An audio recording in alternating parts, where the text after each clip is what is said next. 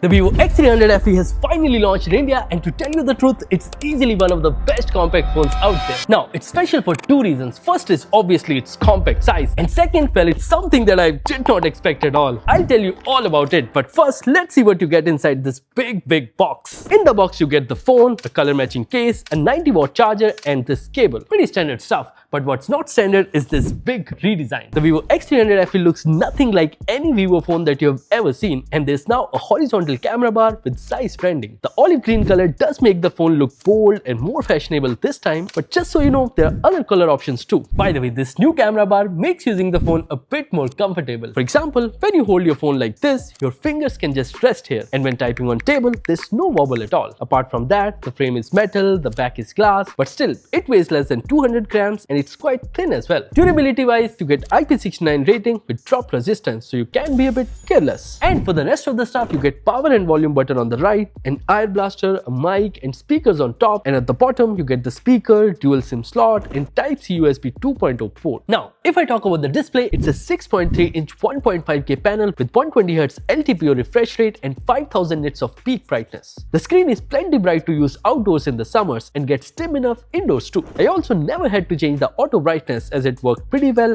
The fingerprint scanner is now ultrasonic and is placed a bit higher, so it's easy to access and works fast enough. You also get stereo speakers with 60-40 separation, but right out of the box, the sound was very bad and there was no depth at all. But the phone got an update on my second day of use, which fixed the sound quality magically. It's now crystal clear with good loudness and depth. And oh, there's HDR support in Netflix, so no compromise there as well. Now let's talk about the performance, because that's genuinely one of the biggest upgrades this year. This time, Vivo has upgraded the processor to Snapdragon 8 Gen 5 with fast 12GB LPDDR5X Ultra RAM and 256GB or 512GB of UFS 4.1 storage. When it comes to the benchmarks, in Antutu, the phone scores around 2.8 million. The storage test scores are also good, and here are the scores in Geekbench CPU and Geekbench GPU. In 3D Mark, the scores are lower than other Snapdragon 8 Gen 5 phones, but the stability is the same. And for gaming, PGMI runs at 90 FPS and the stability is pretty good. In Call of Duty, you get 120 FPS support and there are no frame drops at all, and the temperature is also in control. Demanding titles like Genshin and Pudring also play very smoothly, and these are the average FPS numbers. You get a lot of gaming features too,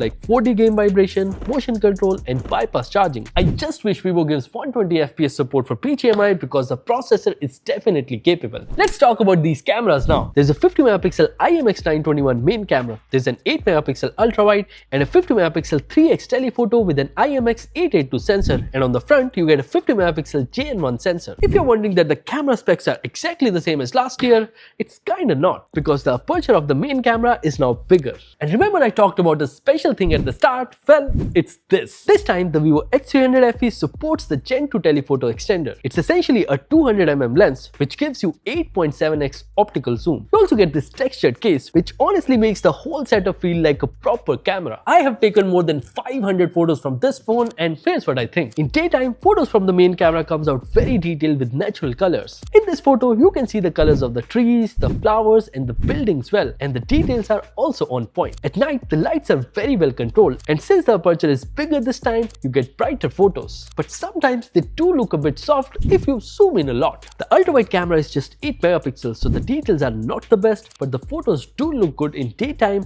but at night, not so much. When it's time for the 3x periscope, it's actually very impressive with very sharp details. Even 10x shots from the phone are very usable. At night, the phone handles everything exceptionally well. But one thing to note here is that the minimum focusing distance is high on this phone, so getting close-up macros is not possible at all. And if you're wondering about the color difference between lenses, don't worry, it's very minimal. But what about this lens, right? The 200mm photos look very detailed, as you can see in this sign. You can zoom up to 70x and you can still read the words. Yeah, it's using AI to upscale, but the photos are still very solid. All the photos that you're seeing on the screen right now, I took all of them from this lens.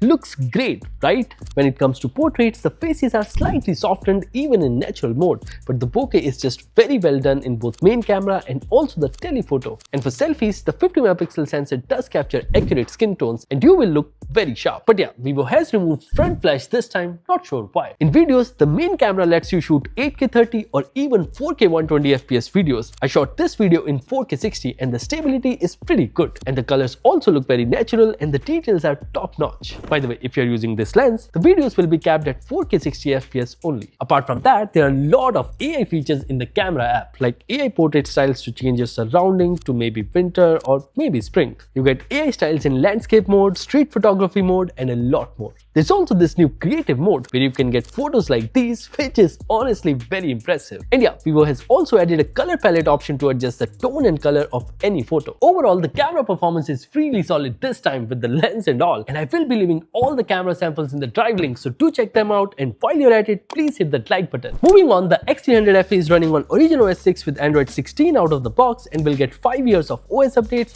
and 7 years of security patches, which is just great because last time it was 4+5 only. There are some pre-installed apps, but you can uninstall them easy, and I'm really happy to report that there are no hot games, no hot apps, and the glass lock screen is turned off by default. Haptics are decently integrated in the UI, and the feedback is also good. You also get Vivo's stock dialer, so you can record calls without announcements. And new OriginOS features like drag and go, full screen AOD, and office kit are all present. And yeah, there's also this new feature where you can open any photo and just shake to share it. Nice. In my usage, I did not find any bugs and the phone ran smoothly. RAM management was good, and even with Android Auto, the phone did not lose its cool. And with 6500 mAh battery, the phone easily lasted me more than a day with 7 to 8 hours of SOT, and the overnight battery drain was around 4%. The battery size and the wide charging speeds are of course the same as last year, but this time you also get 40-watt wireless charging, which is just awesome. And in terms of connectivity, there's Wi-Fi 7, Bluetooth 5.4 and NFC. And this time Vivo has also included eSIM support, which is again amazing. So that's everything about the Vivo X300 FE. It has gotten solid upgrades all over, and as for the pricing,